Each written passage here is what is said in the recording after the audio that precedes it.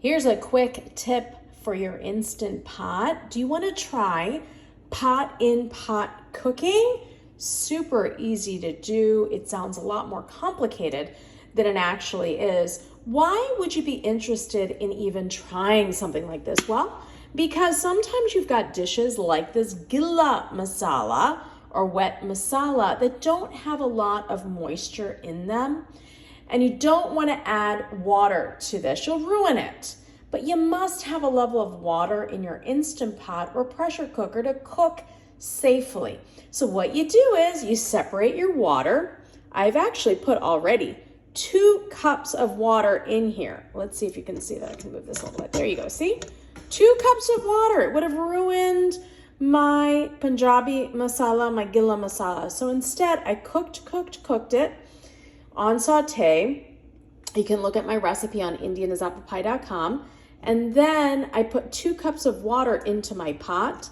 And then I separate it with the trivet. This trivet is super simple and it's one of the best little tools that comes with your Instant Pot. You just place it right in there after putting the water in your pot. Then you take your pot, your smaller pot. This happens to be the inner pot from a smaller sized pressure cooker. You can use a glass vessel, anything that can work in an oven basically and can take high heat. And I've put my masala in here and I'm going to just gently place this in here. So look at this. You've got water, you've got a trivet that separates this inner pot from this big pot.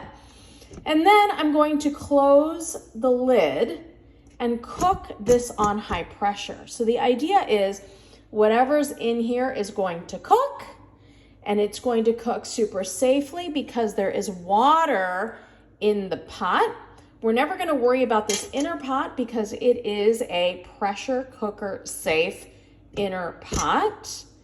And that's it, folks. It's super easy, super simple to do. You can make cheesecakes this way. Anything that requires high heat cooking, but does not need a ton of water. I hope that helps. For more quick tips and videos, check out my YouTube channel, Indian as Apple Pie.